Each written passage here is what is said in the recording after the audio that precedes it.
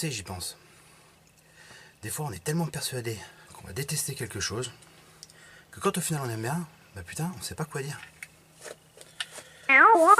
Ouais. Regarde, Spider-Man Homecoming.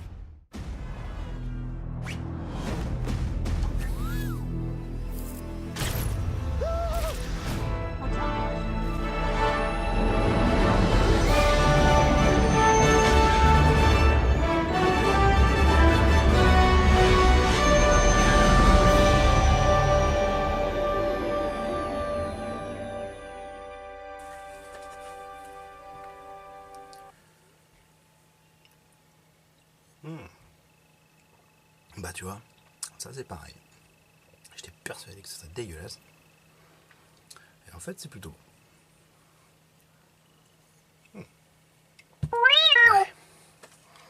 Je comprends pourquoi ils en boivent tous.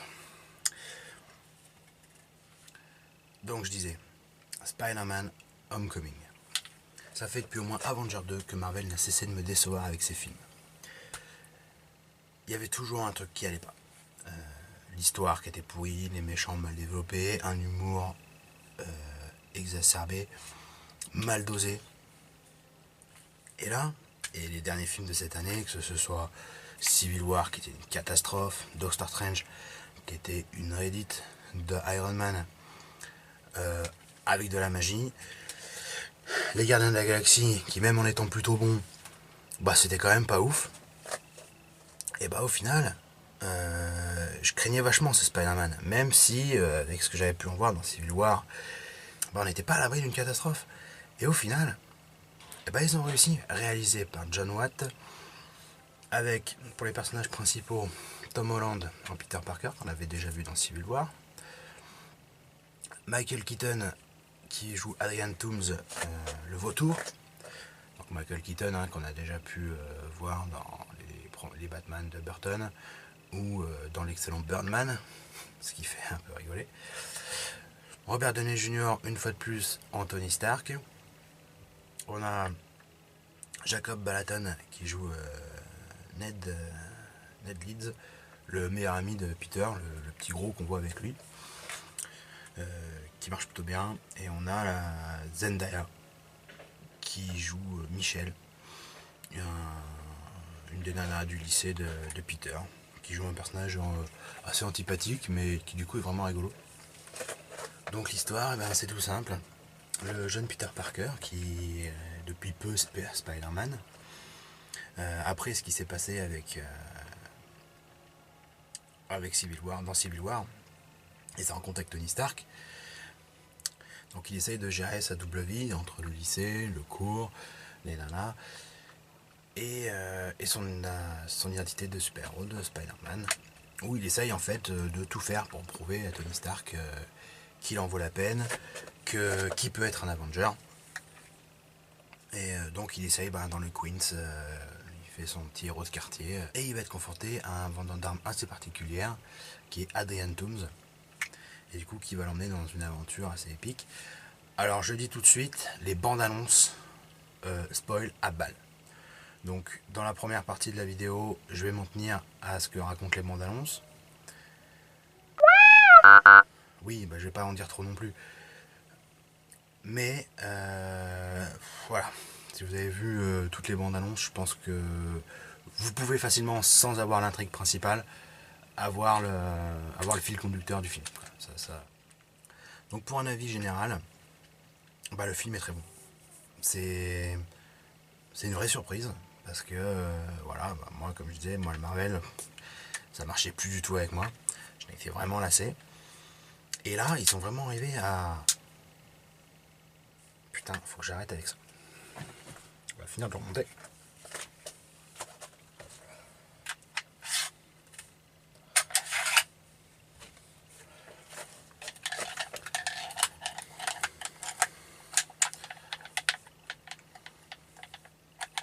Pour celui-là, tout marche plutôt bien. Le traitement de Peter, alors Tom Holland est parfait dans le rôle. Ça, j'étais vraiment sceptique au début quand j'avais vu le casting que c'était lui. Pour Civil War, dans Civil War, le personnage marchait vraiment très bien. Là, il est encore mieux. il est vraiment bien traité, on sent que les auteurs ils ont tout compris quoi. On a vraiment le Peter au lycée qui essaie de gérer sa double vie, qui est vraiment bien traité, ça en fait pas trop, ça va bien dans les deux sens. Il y a un humour qui marche très bien avec son ami, qui découvre, alors on le voit même dans la bande-annonce, qui découvre qu'il est Spider-Man, et du coup il l'embarque un peu dans son aventure, et il devient son geek dans la chaise, qui l'assiste en fait, comme on voit souvent dans pas mal de films ou pas mal de trucs un peu. On a le traitement avec Tony Stark qui est vraiment bien. Alors Tony Stark n'est pas aussi présent qu'on pourrait le penser, mais il apporte un vrai plus parce que du coup il fait vraiment la continuité et l'intégration dans l'univers. Donc comme j'ai plutôt bien aimé et que du coup j'ai pas grand chose à dire, on va passer tout de suite au point positif, au point négatif, qui va me permettre de développer un peu plus mes propos parce qu'en fait là j'ai fait le tour sur un avis général. Bah voilà, le film fonctionne bien, l'humour est bien dosé, l'action est lisible, il n'y a pas de vrai moment épique. Bon, on a un peu des sensations de déjà vu, mais ça je vais en revenir dans les points positifs et points négatifs. Donc voilà, le film marche très bien. Non mais carrément. Ah oui, j'étais surpris, je te dis.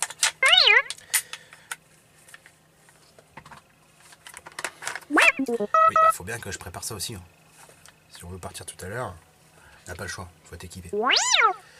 Donc, les points positifs, les points négatifs. On attaque avec les plus. Bah le casting. Donc, comme je le disais un peu avant, Tom Holland, il est parfait dans le rôle. Il a vraiment tout compris au personnage. Robert Downey Jr. en Tony Stark, ben c'est pas dur, c'est que maintenant c'est Tony Stark, un peu comme Hugh Jackman était Wolverine. Voilà, là c'est à tel point qu'une fois sur deux je l'appelle Tony au lieu de Robert. Je m'y perds en fait, c'est tellement, voilà, on l'a vu, ça fait quinzaine de films qu'on le connaît comme ça. C'est fait, il a le personnage, il le tient bien, ça marche. Mais la grosse surprise, la vraie grosse surprise, c'est vraiment Michael Keaton. Alors, je mets pas en doute ses qualités d'acteur, mais en fait, c'est la qualité de son personnage. On a enfin un bon méchant dans le MCU. Depuis Loki, et encore Loki, il a vraiment un charisme particulier, mais c'était vraiment un méchant pour être méchant. Là, le Vautour, il a des vraies motivations, il a une vraie implication. C'est vraiment le personnage top, quoi. C'est vraiment un plus du film aussi. C'est le méchant, le Vautour. Alors déjà, il a un chara design qui est excellent. Je trouve qu'ils ont rendu le principe vraiment crédible avec ses ailes mécaniques. Ça marche beaucoup mieux qu'avec le Faucon, par exemple, avec ses grosses turbines et tout. Même sa tenue avec son espèce de casse d'aviateur et son blouson justement d'aviateur avec les poils et tout, qui fait vraiment le look du Vautour. Enfin, il est top. En plus, je vais pas trop en dire pour pas spoiler. Mais le personnage, voilà, il est vraiment travaillé. Michael Keaton est parfait dans le rôle.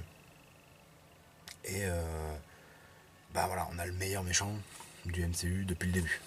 Parce que jusqu'à maintenant, même si on avait Loki qui était plutôt cool, les autres méchants étaient plus là pour comme faire valoir.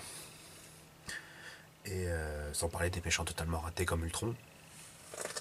Ça fait du bien d'avoir un méchant qui est bien écrit, qui a des vraies motivations, des valeurs. Et vraiment à tel point qu'on en vient à s'attacher au personnage et presque à craindre qu'il va mourir à la fin.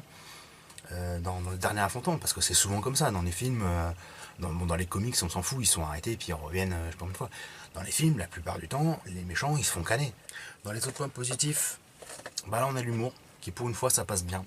Moi j'étais vraiment lassé de cet humour pâteau des films, du MCU, qui était mal géré, contrairement à DC, où DC balançait des petits pics par-ci par-là, où on mettait des petites situations burlesques. Mais quand fallait y aller, ça y allait. Hein. On a un exemple tout récemment dans Woman, où il y a des zones un peu plus légères. Par contre, quand c'est le combat, ça rigole plus quoi. Et puis voilà, puis après on se détend après la scène. Marvel, c'était pas ça. C'était Marvel, c'est on y va, et puis on balance des blagues, et puis on se bat, et puis on se fait des machins et tout. Chose que Spider-Man fait. C'est vraiment l'essence même du personnage dans les comics et tout ça. Il est tout le temps en train de balancer des conneries. Il est à 200 à l'heure.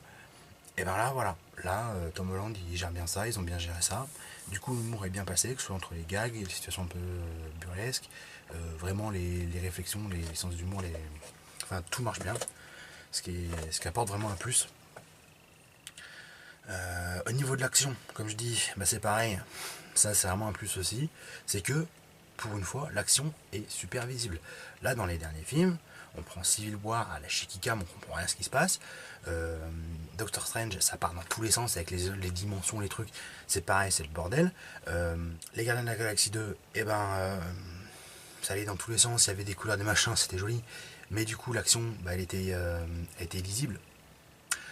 Bon, j'exagère, elle était pas lisible, mais c'était dur à suivre parce que ça partait, il y avait plein de personnages qui se battaient. Là, l'avantage d'avoir juste Spider-Man, eh ben, on le suit, les actions sont bien filmées, ça donne des moments un peu épiques quand il en faut, ça montre ce qu'il faut montrer, ça marche vraiment bien. Et franchement, bah, on est dans l'action, on est porté et on y va. Et après, vraiment, le gros plus pour moi, c'est l'intégration au MCU, qui est faite pour une fois. Alors, c'est marrant parce que c'est le personnage qui vient juste de revenir dans le MCU, parce que c'est Sony qui avait les droits, qui a toujours les droits mais il les partage. Donc on a un truc marrant, c'est qu'on a l'introduction avec le logo de Sony, une première séquence, le film démarre, et là on a le logo Marvel Studios avec le thème de Spider-Man qui est très connu. Et donc là ça fait un petit décalage comparé aux autres.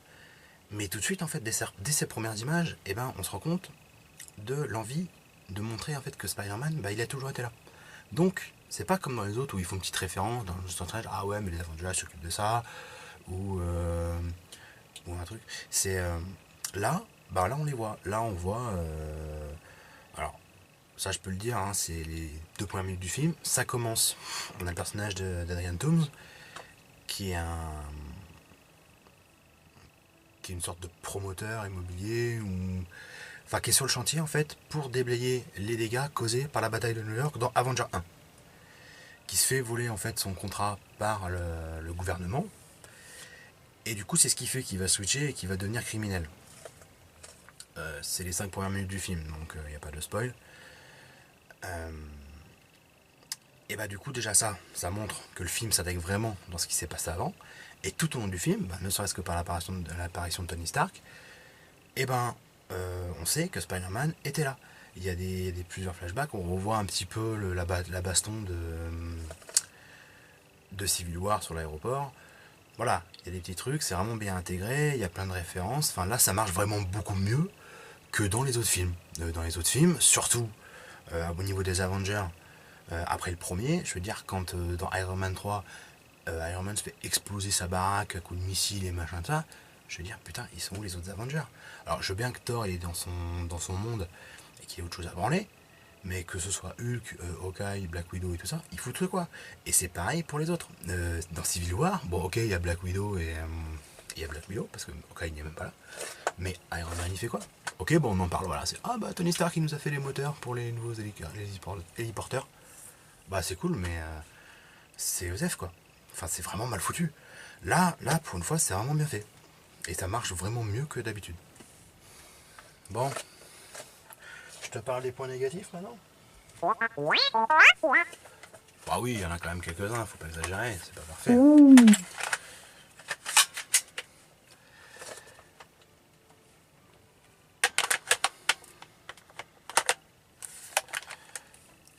Alors bah, premier point négatif, ça je l'ai évoqué un peu plus tôt, les bandes annonces. Ta gueule.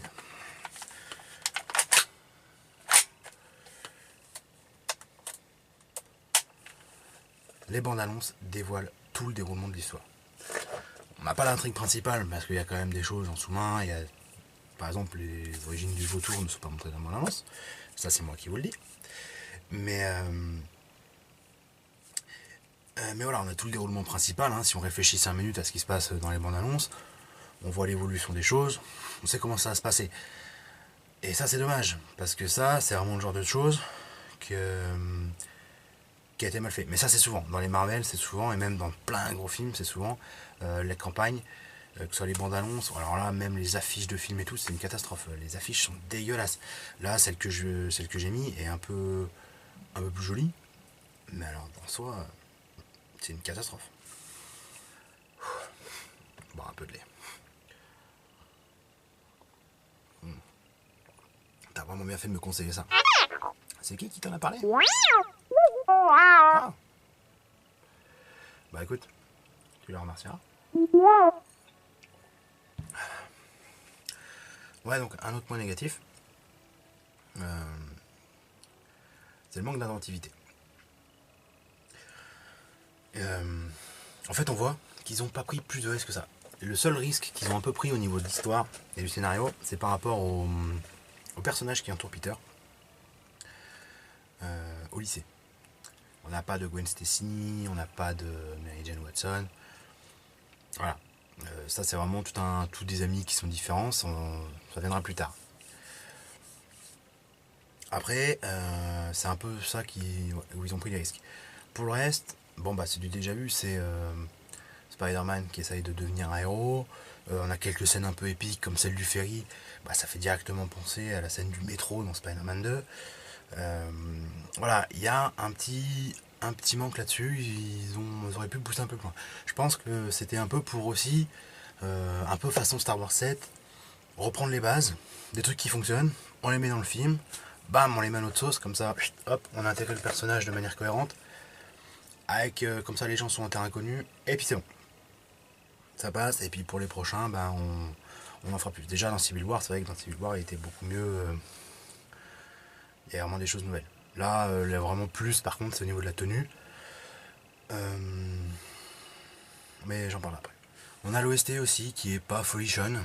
Bon, ça marche bien, hein, la musique fonctionne et tout, mais c'est comme quasiment tous les Marvel depuis Avengers. On n'a pas de gros thèmes qui restent en tête. Alors, on a le générique, on a tout ça, mais c'est vrai que tu ne sors pas avec un thème affoisonné comme il y avait avec Avengers. Et d'ailleurs, depuis celui-là, il n'y a plus. Dans tous les autres, en fait, les OST fonctionnaient bien. Hein. Dans l'action, ça venait vraiment dans l'ambiance, donc elles étaient efficaces. Mais c'était vraiment pas ouf, quoi. C'était vraiment des trucs, et je pense que là, quand on a un film un peu de cette qualité-là, et c'est dommage, en fait, de pas arriver à avoir un vrai thème fort de Spider-Man. Là, il y a une sorte de thème un peu, mais qui est une sorte de... qui est pas marquant. Enfin, je pense qu'il faudrait que je réécoute l'OST pour vraiment peut-être l'imprégner et que ça revienne. Et encore, le dernier point négatif, c'est les scènes post-génériques. Alors, au nombre de 2. Donc la première scène post-générique est à peu près au milieu. Celle-là est vraiment sympa, ça apporte vraiment quelque chose à l'histoire, ou du moins pour le développement des prochains, hein, dans leur politique de série et de multiples personnages. Je sais pas où je veux aller avec cette phrase. Hein. Tu pourras couper ça, s'il te plaît. Merci. Et donc, ouais, alors la première, ok, c'est nickel, c'est vraiment une scène post-générique bien. Mais alors la deuxième, elle est marrante. Hein. C'est vraiment, en fait, c'est plus un gag qu'autre chose. Mais elle sert à rien. Donc honnêtement, si vous n'avez pas envie de vous emmerder à entendre tout le générique, voilà. Vous emmerdez pas avec la deuxième scène. Attendez la première, hein, elle est dans les premières minutes du générique, elle arrive assez vite. Puis à la deuxième, à la limite, vous la verrez plus tard parce qu'en fait, c'est juste un gag. Elle apporte rien dans l'histoire, ni pour la suite, ni autre chose. Donc voilà, on va en venir en bref et à la notation. Donc, au final, voilà, c'est Spider-Man Homecoming, c'est vraiment un bon film, Et là, je le recommande fortement. N'allez pas voir Transformers, allez voir Spider-Man. Là, je pensais pas revenir un jour là-dessus, à vraiment vanter un Marvel. C'est parce que ça fait vraiment longtemps que c'était une catastrophe. Et là, non, là, ils ont vraiment pris. Alors, est-ce que ça me réconcilie avec le MCU? Pas encore. Enfin, on n'est pas loin. Là, franchement, il y avait un petit plus avec les gardiens, mais les gardiens, c'est vraiment à part. James Gunn a toujours fait un peu ce qu'il voulait. Donc on n'est pas là. Par contre, si vraiment Marvel, ils ont arrivé à un peu donner plus de liberté au réel et un peu changer, approfondir un peu leur personnage et tout ça, je pense que ça peut donner du bon pour la suite. Ça offre une lueur d'espoir en fait pour la suite du développement. Surtout qu'ils vont apporter plein de nouveaux personnages. Donc en fait là le problème c'est qu'on avait surtout des vieux personnages qu'on a déjà vu dans trois films pour la plupart, hein, à part Tony Stark qu'on voit un film sur deux, et encore. Et là non, là ça apporte vraiment un plus. Qu'est-ce que je dis? N'importe quoi. Donc voilà. Ça permet de dire, s'il continue sur cette voie, ça peut être très bon. Là j'attends le Thor Ragnarok. Alors par contre je suis vraiment sceptique, ça c'est dans mes craintes de l'année, Spider-Man y était aussi. C'est vraiment les films que j'attends, mais que j'ai vraiment peur qu'ils soient mauvais. Alors, on a souvent des bonnes surprises. Je vois par exemple, je craignais beaucoup euh, pour, euh, pour Logan.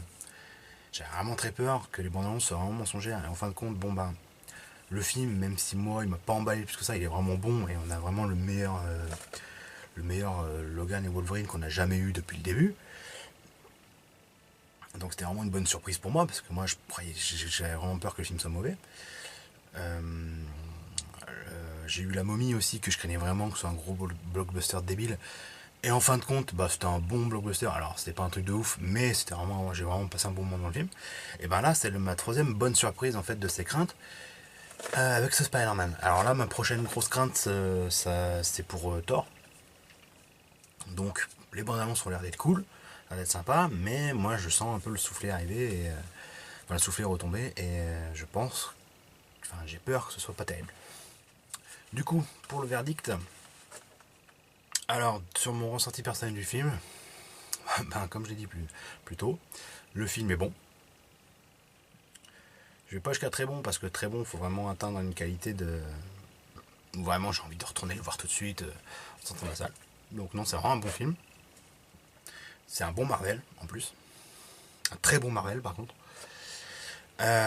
Et en mon ressenti technique sur le film, donc au niveau de la réal et tout ça, je lui mets seulement 6 sur 10 parce que même si la réal est vraiment bonne, il n'y a pas de. Il n'y a pas de gros plan iconique vraiment marquant ou d'intention de mise en scène vraiment audacieuse. Parce que comme je dis en fait, on a déjà vu beaucoup de choses avec Spider-Man. C'est le sixième film en quelques années.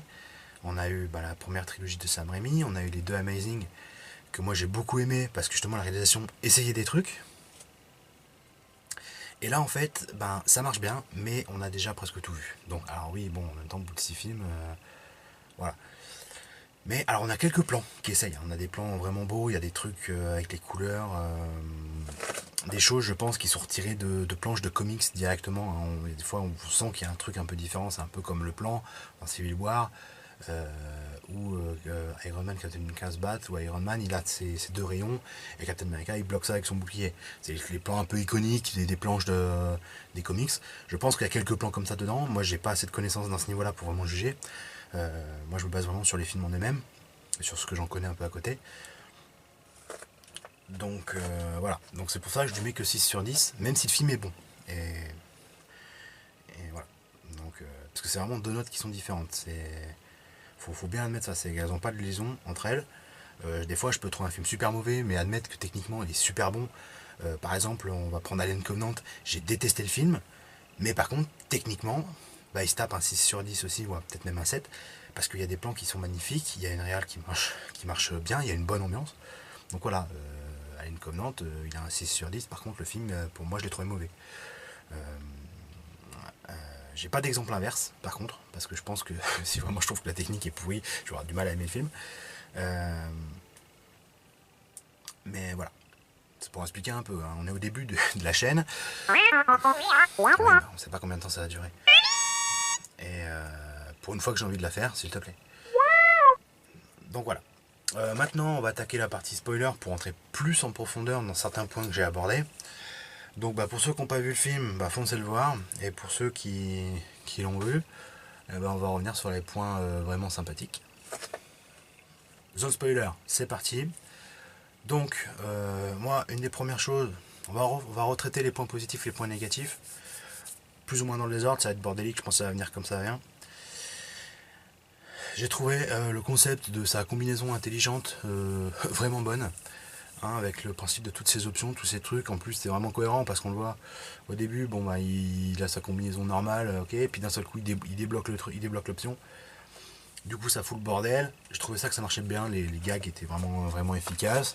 Après, quand même, pour pas que ça dure trop longtemps, ils font cette petite ellipse où il est bloqué dans le coffre, où il est bloqué dans ce sous-sol où il garde toute la technologie alien et tout ce qu'il récupère. Et du coup, il en profite un peu pour réviser les options de sa combi. Et du coup, il devient vraiment efficace après.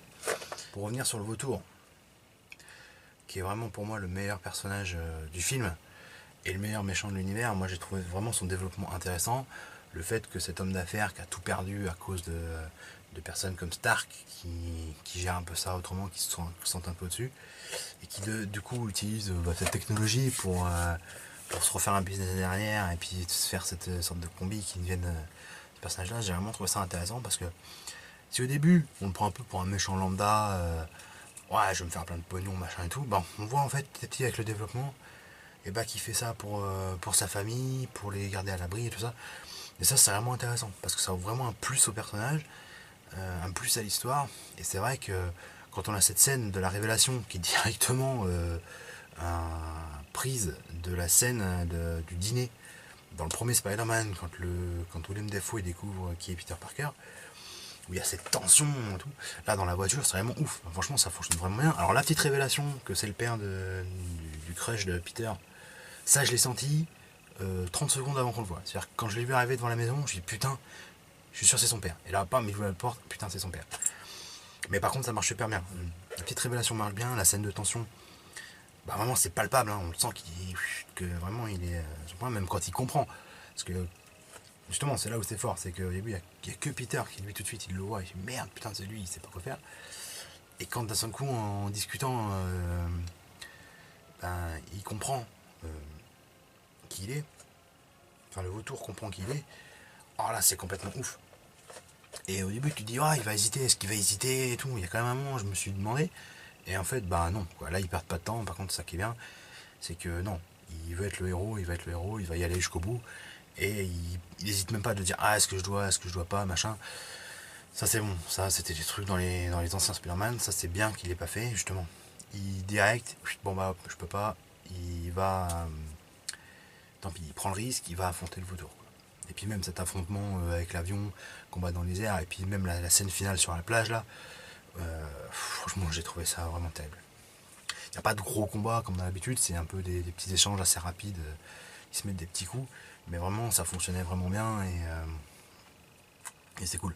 Après la fin avec les Avengers et le nouveau costume, bah ça donne vraiment envie d'en voir plus.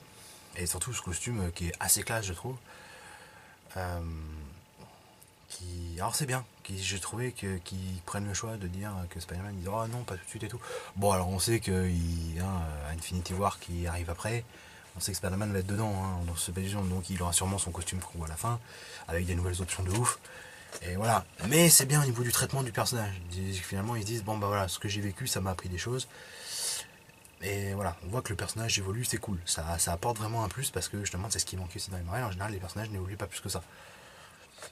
Donc sinon dans le développement des personnages secondaires, on a le Scorpion, dans la scène post-générique. Alors j'ai trouvé ça super cool. Pareil, toujours dans le traitement du vautour. Il arrive en prison, il retombe sur le mec qu'on a vu sur le ferry. Là on comprend que c'est le Scorpion grâce à un petit tatouage qu'il a dans le cou. On se dit oh putain c'est trop cool, on va enfin voir le Scorpion dans les prochains films. Parce que moi c'est vraiment un des ennemis de Spider-Man que j'attends depuis le tout premier film. Et là on a le vautour qui dit bah non, je veux pas plus d'infos que ça, fous-moi la paix quoi. C'est vraiment cool parce que ça montre que le mec il a quand même un code d'honneur et que même s'il s'est fait arrêter, et ben bah il le respecte parce qu'il lui a sauvé la vie, il a bien traité sa fille, enfin. C'est là, on voit, c'est vraiment jusqu'au bout, jusqu'à la dernière minute du film, le vautour est vraiment bien traité et vraiment bien écrit. Après bon, là ce personnage de Scorpion qui je pense va être un bon enculé dans les prochains films. Je pense dans le deuxième directement, j'ai pas envie qu'il le fasse traîner plus que ça. Et ce que j'ai bien aimé par contre, c'est le petit clin d'œil. Alors je pense, parce que connaissant le personnage et connaissant les rumeurs de production qu'il y a eu, avec le personnage de Donald Glover qui vient de Community, qui joue une petite racaille qu'on voit au début, et à moi il fait face, ouais j'ai mon cousin qui vit dans le coin. Et je suis sûr à 95% que ce cousin qui vit dans le coin, c'est Miles Morales. Alors Miles Morales, bon, je suppose que vous le savez, mais c'est le Spider-Man Black, qui a été créé grâce au personnage de Donald Glover, car dans Community, il y a une scène, en fait, à un moment il a un personnage, il a un pyjama de Spider-Man. Et du coup, les mecs se disent putain, c'est génial, et ils en ont fait un comics. Moi, en tout cas, c'est l'histoire qu'on m'a racontée, que j'ai pu voir. Donc si c'est des conneries, n'hésitez pas dans les commentaires à me dire non, Miles Morales ça n'a pas été créé comme ça, machin tout. Mais j'ai trouvé le clin d'œil vachement cool.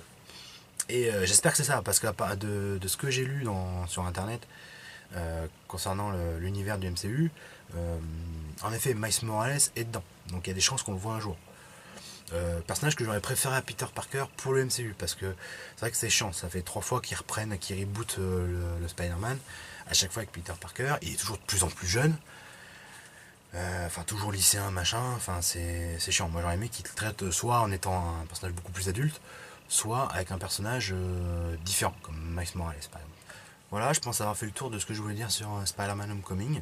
Donc encore une fois, vraiment une bonne surprise. Ça fait du bien d'avoir. C'est peut-être pour moi le meilleur Spider-Man depuis toujours. À savoir que je suis pas fan plus que ça de la trilogie de Sam Raimi. Et j'avais bien aimé l'Amazing Spider-Man, même s'il y a des choses qui n'allaient pas dans le deuxième surtout. Des problèmes de continuité qui étaient assez gênantes dans le deuxième. Donc là ça fait du bien. Enfin, on a un nouveau personnage qui est assez frais, qui marche bien. Le film est bien, donc voilà. Donc, ben, dites-moi ce que vous en avez pensé, si vous avez vu le film ou ce que vous avez pensé simplement de la vidéo des gardiens. Nous, on commence juste, donc dites ce que vous pensez de la réalisation. Mais faites gaffe, parce qu'il arrête pas de me parler d'une sorte de soulèvement des machines ou je sais pas quoi là. À chaque fois que je lui envoie une vanne, il est chiant avec ça. Oui. Et donc, bon, dites-moi ce que vous avez pensé de la vidéo, mais discrètement. Et sinon, bah, si vous avez vu le film, dites-moi ce que vous en pensez. Qu'on puisse échanger dessus, les points de vue, c'est toujours intéressant. Voilà. Oui. Oui. Bon, je peux m'équiper quand même. Hein, je vais pas aller comme ça. Merci. Allez, je vous dis à bientôt, si je m'en sors. Et que la force soit avec vous.